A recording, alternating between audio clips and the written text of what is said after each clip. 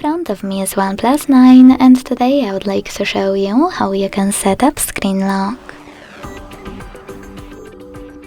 Begin by opening settings and scrolling down to click on security and privacy. Then you need to tap on device unlock.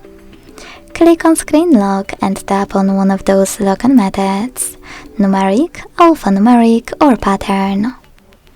Then wait 5 seconds to choose continue in the pop-up and create your login method.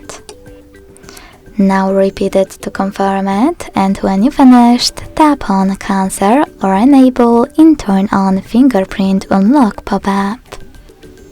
So now when I go back, switch off my screen and turn it back on, I can set pattern is required. Thanks so much for watching. If you enjoyed this video, leave a like, comment and subscribe. Bye!